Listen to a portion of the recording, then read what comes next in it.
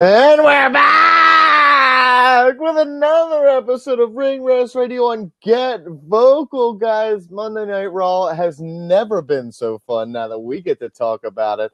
BG, I'm excited to be here with you, Brandon Galvin. I'm Donald Wood. Are you excited to be here? I'm excited that we didn't discuss this ahead of time, but you're wearing a USA shirt I just saw? Yeah, USA. Captain America, baby. Okay, well, here's the difference. You like Captain America. You're a comic book fan. I am a fan of cheap clothing from Walmart, and then this is where that comes from. Because I've been working all day, and this is just my, work shirt. So, yeah. I'm proud to support America, where at least I know I'm free. I'm sorry, I hate to buzz on this song, but I do that from time to time. I thought you were going to say, you're a fan of Captain America. I'm just a fan of America. I didn't, and thank God I didn't, because that wasn't good.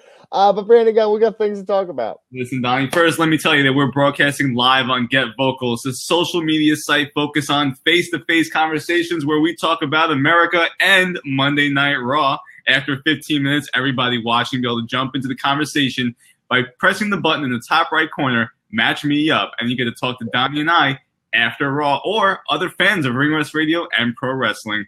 So, Donnie, let's get right into Monday Night Raw, the main event. We'll start there with the Shield against Braun Strowman. No, time out. No, we're not going to start with your main event. We're going to start with the main event of the night. The main event of the night was Ronda Rousey taking Nikki Bella and Brie Bella to verbal slam town like she is Johnny goddamn Raw. And she destroyed them. That was the best. That is Ronda Rousey's finest moment in WWE. That was her best promo, and straight up, that was a fantastic promo, period. That was amazing. I loved every minute of that. I thought she had one little botch, maybe a slow start, but when she hit her rhythm, she spoke like the badass that she legitimately is. And for the first time since she was in WWE, I felt her in-ring character mashed with her in-ring persona, with her in-ring style. She's a badass. I'm going to tap you out in 9 seconds. Legitimately, former mixed martial artist, former judo champion. And now she's just going to come in there and be like, I'm smiling, I'm having a good time. This is the first time she's like really pissed off and going for it. I could feel it, and I like that about it. I did not. What do you mean? How could you watch that and think that wasn't excellent? That's crazy. Because the whole time, I'm like, you sound just like a Braun Strowman promo. Every step of the way, everything felt so forced. It was the same recycled shit that they've been saying about the Bellas for the past 6 years. Well, first off, it's true. First off, it's all true. She was shooting out there. Forget Austin Aries. She was out there shooting. It's not a shoot. It's just real. Like everyone knows it. It's on E Network every day. That does not mean they are not. That doesn't mean they started the women's evolution. It doesn't mean that their contribution was actually negative to the women's revolution, which I totally freaking believe it was. I don't know why I sent to myself. It's not. They probably get as many viewers as Ronda Rousey has received for them for WWE because they have a show. But just because you're getting viewers, does that show on MTV, Tattoo You or whatever it is, Tattoo Far or whatever it's called, that gets a shit ton of viewers. But that doesn't mean it's right. It doesn't mean it's right. So I don't care. I understand that you're that dad from Total Divas who went up to Nikki Bella and said she's a role model or something like that. But I know the truth is not that. That is you say it felt forced, but to me, this is the first Rousey promo that didn't feel forced at all. This felt natural. She was just shooting. Man. You're in the minority here because flat out you're just wrong. Okay. Every step of the way, every sentence, it was like you sound just like Braun Strowman does. The same forced bullshit every fucking sentence. It was like she was putting on this fake character. And you could see right through it. But you didn't. How is it? So it felt the same as all her other promos, is what you're saying? It's just not a genuine promo. But it did. This is that's where I completely. Usually you're on with this, but you're so wrong. That's sickening. Because it felt genuine. She felt like she was like the Divas Revolution was garbage when you guys are around, and I kind of blamed it on like maybe just a sign of the times. But you know what? It wasn't. When she had the line about you love being in front of the camera, that's the only reason you were part of me. The whole John Cena bit, she was rolling to everybody. It was good. She was eviscerating people. The content is good, yeah, because it's going to appeal to people like you that just hate the Bellas, and clearly. But here's Philadelphia, and by the way, I did not attend because I don't want to support a company. They're just going to Saudi Arabia. There's like, is there a journalist? We'll look for him while we're over there, making bank. Unbelievable. But the heat on the Bellas, first off, I mean, Philly hates them, but they're going to be hated everywhere they go. And part of what I'm starting to think everybody's right, and it's you who are wrong. What am I wrong about? That they're good at their jobs. They're not. So here, Brie is not good, but you and Mike like to make her out. Oh, well, at least you're not getting eaten by robots while you make your points. Jesus Christ, I didn't hear a word you just say because you're okay, let's go on to the main event then, since you're so adamant that you're wrong here. The Shield versus Strowman, Ziggler, and McIntyre. Looks like the Shield's going to break up, but oh no. McIntyre with a Claymore kick to Braun, and McIntyre's never looked cooler. I'm hoping this is just a face turn for Braun Strowman, which is he never should have gone heel in the first place. But I'm excited for this feud because I like Braun Strowman. I know you're not a fan of Braun Strowman. I like Braun Strowman. And I feel like if he goes face out of this, which it's kind of, I hope that's what it's going with. Kind of almost looks like it's the other way around. It kind of looks like the face here. But if you get Braun kind of doing that, I'm going to bust a bunch of shit, I'm going to flip some shit over, that's fun. But I think this could be a very brutal feud if they let it be, because it could be just Smash Mouth, and that's what I want from it. So you really think that they're going to be it's going to be an actual feud between McIntyre and Absolutely. Strowman? You don't think it will be? You don't think what just happened is a clear indicator that they're going to feud? The show ended with him being like, come get your ass beat, and he's like, another time. I get that. I just think that ends with them. First off, I still think they're going to be a team at Survivor Series with Baron Corbin. So I think you have to. They're still going to extend this anyway. I just don't. I think those. If that was never a plan, and it's never been a plan, never will be a plan, and you can forget about it. I mean, I've been saying I think it's going to happen because and then I just don't see it being a feud between. Maybe you get one match on Raw like after they break up. I just don't think it's going to be an extended program. If anything, I think it's between Ziggler and McIntyre because they also had beef in the beginning of the show where it's like, I'm the best in the world. I'm the best in the world. That's my line.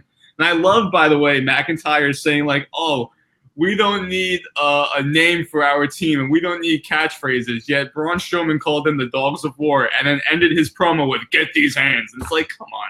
Okay, he said he didn't need it. Braun clearly favors those things, those elements. Vince McMahon is like, I need you to say these things, right? You got to say these things. Do you see the report that Triple H said Vince never ever saw an episode of NXT? No shit, because the WWE writer came out and he's like, I've literally been in gorilla position with Vince during NXT shows. Stop reporting garbage. So everyone's getting owned left and right on the WWE here. Also, Trish Stratus and Lita should probably never be allowed to hold a microphone as the next part of that question. Because no, they did. Lita definitely shouldn't be talking. Did she do the Mae Young Classic last time? Right? It was bad. Her announcing was bad. Yeah, it was her and JR. That was so terrible. I'm going to be shooting honest. Alexa and Mickey were very good.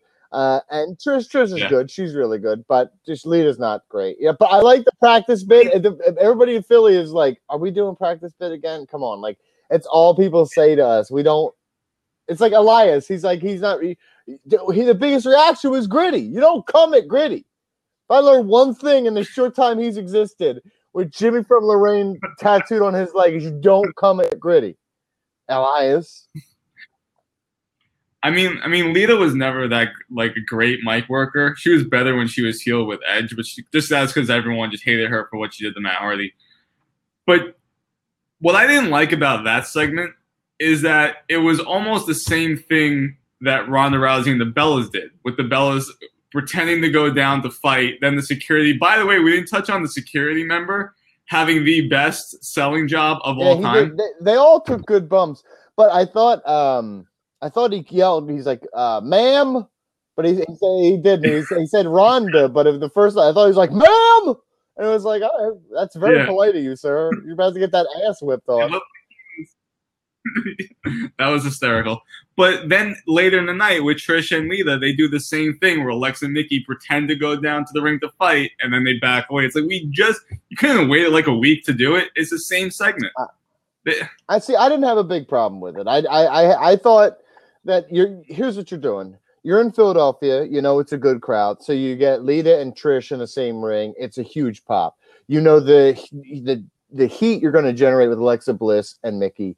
And it's perfect time to overcompensate for possibly not good promos. Like, no matter what they went out there and said, they were going to get a good reaction from the crowd. And that is what WWE wanted from this. They wanted to make sure, like, because all these people are hyped for it. Like, no matter what you think of these promos, this is a big deal. We need you to care about it. And they're doing a good job of that. I care more about that than I did before because it was just, it felt, it was two singles matches and it was thrown together. So it's like, all right, it's not, but now it's like, okay, two legends against, one legend and Alexa Bliss, but she's still being portrayed as like the active superstar against these two retired people, which is good. It's good. I like all of this. I think they've done a really good job building to that. Yeah, I'm excited for that match. I mean, they've kind of been giving it the same amount of love as Ronda Rousey and the As Bellas. they should, like, too, because you have two legitimate Hall of Famers and arguably two the best ever. Like, that's what I'm getting at, though. Like, you're selling both of them as, like, their main events of this pay-per-view, which I appreciate, because I do think it's a great match, the tag team match, and you do need some of those type of matches. That's what I've been saying about, like, the Triple H against Undertaker and now, like, the Brothers of Destruction versus DX, where it's just a special attraction tag team match that people are going to come to see. I did think as I was really piecing it together after last week, like, it is funny that it's just Alexa Bliss is like the only newcomer to get like a rub from all three, because that's something that you talk about a lot, where it's like, let some of the younger people get a rub. And it's funny that it wasn't Alexa and someone else that's new. It's Mickie James who was there with them, which factors into the storyline 100%. I get that, but it just is an interesting thing where it's just Alexa. A really good match too, because no matter what you say, Lita and Trish, great. Haven't wrestled in a long time, and if they have, it's been sporadic and it has been always great. You know what I mean? So I think with Mickie, Mickie truly is a ring general. So when you put her in there, you're going to ensure that no matter what, Lita and Trish are going to have a really good match. Yeah, and Trish and Lita were good at the Rumble. The thing with Alexa, though, that's funny is that of all the women on Raw, she's already like cemented her status. Yeah. She's been one of the best. I know you're not as big a fan as Mike and I are, but like she doesn't really need a rub from Trish and Lita because she was at the top of that division. Who would you want there? Because don't say Sasha and Bayley, because technically in that same vein they don't need it. Well, you couldn't, and then we don't know what was really going on with Sasha, where she was gone for so long. But I would argue Sasha and Bayley need a lot more than Alexa, because on the main roster they haven't been given. They've been given opportunities, but they're not at that top level where Alexa was. Like, they've been afterthoughts. Oh, my God. I just had an epiphany. I just had it. What you should do is you should have had Lita and Trish in the ring, right? And then the Riot Squad come down with ketchup and mustard, and they just start squirting it on them like they did the door on Raw and argue. It's like, is this the chaos they're trying to, like, evoke? Like, when I think of chaos in my head, as a chaos magician, I think, of course, ketchup and mustard on a sign that easily falls off. Was not supposed to. I'm positive that was not supposed to fall off. They're just like, nah, we're rolling with it. You can't prepare for these things, Donnie. But you make a good point though. Bayley and Sasha Banks, you could have had them in that spot. What would be pretty cool is if they invade this match at Evolution and just take them all out. And like that's like, whether you want them to be face or heel because they take out all four, that would put them right at the top of that division. I don't think that's going to happen, though. No, it's definitely not. You know what else is not going to happen, Donnie? Any more talk from us because we're out of here. Yeah, we're out of here. You got it. Thank you. You're good at the segues. One day. We'll get there, kid. One day. Go ahead. And let's segue into this, Donnie. Match me up. Click that button at the top right so you can continue this conversation with Donnie and I, or just me, or just Donnie and some of our other fans, because right now we are kicking the conversation over to all of you to join us and talk about Raw or Donnie's knee. What else is in Donnie's basement? You have no idea what's going to happen after dark on I liked wrestling this week, so it might actually be some wrestling conversation. But last week, wrestling was so bad that we just looked around my basement and found things for like 15 minutes. So it was fun. Big thank you to everyone who has watched us and continue to support us. Please tell your friends. Please, after Raw, come have fun with us. It's a good way to relieve the stress. It's a good way to, vent frustration sometimes. But Get Vocal is a great way to reach your friends, reach new friends, and reach out to us, which we absolutely love. Every single Monday night, 11:15 p.m. Eastern Time. Come have fun with us, guys. We really appreciate the support. Don't forget, one more time, right up in the corner, whichever way you're looking, it says match me up. Click that button after we end this broadcast and you can get in a group chat with us and all of our friends. So it's a good time. So we love you guys. Thank you so much for the support. And you know what? We are out of here.